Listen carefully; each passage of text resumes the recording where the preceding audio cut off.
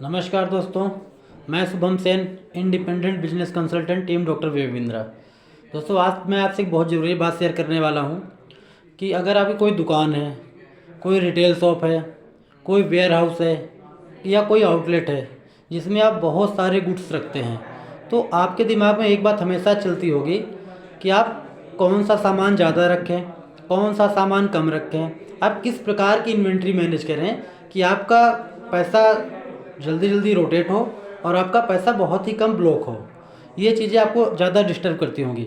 तो इसी के तहत मैं आपसे आज एक फ्रेमवर्क शेयर करने वाला हूँ जिसका नाम है FSN, मतलब fast moving goods, slow moving goods और नॉन मूविंग गुड्स।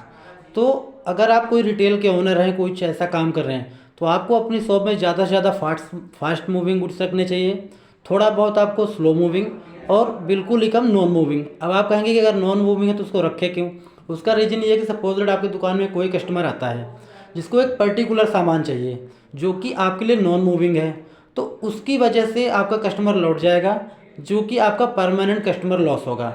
इस वजह से आपको थोड़ा बहुत नॉन मूविंग भी रखना चाहिए।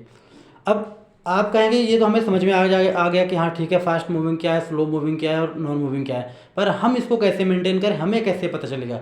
तो इसके लिए आपको क्या करना है कि अपनी बैलेंस और P&L शीट रखिए, अपना इन्वेंट्री डाटा निकालिए और उसमें देखिए कि आपका कौन सा प्रोडक्ट सबसे ज़्यादा बिक रहा है, उसको एक डिसेंडिंग ऑर्डर में लगाइए।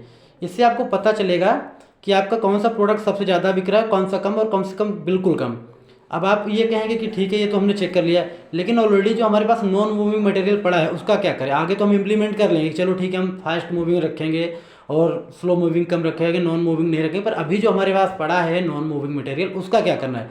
तो उसके लिए आप एक काम कर सकते हैं कि आप अपने नॉन मूविंग मटेरियल को, जो कि आपकी दुकान में सेल नहीं हो रहा है, नहीं बिक रहा है, ऐसे ही पड़ा है, उसको आप अपने फास्ट मूविंग मटेरियल के साथ में फ्री में देना शुरू कीजिए। फ्री मीन्स कि आप जो आपका फास्ट मूविंग प्रोडक्ट है उसका प्राइस थोड़ा सा इंक्रीज़ कीजिए और स्लो मूविंग प्रोडक्ट को उसके साथ में देना शुरू करिए। आपने देखा होगा कि आप कभी जब मॉल में जाते हैं तो वहाँ पे आपको कई बार निरमा के साथ में कोई टब या बकेट फ्री मिल जाता है। इसका मतलब ये नहीं कि वो मॉल वाला आपसे बहुत ज़्यादा प्यार करता है इसलिए आपको फ्री में दे रहा है, नहीं, क्योंकि इस दुनिया में कुछ भी फ्री में नहीं मिलता, ठीक है। उसका वो नॉन मूविंग मटेरियल जो आपको टब दे रहा है, बकेट दे रहा है, वो नॉन मूविंग मटेरियल है जो कि अपने फास्ट मूविंग मटेरियल के साथ में निकाल रहा है।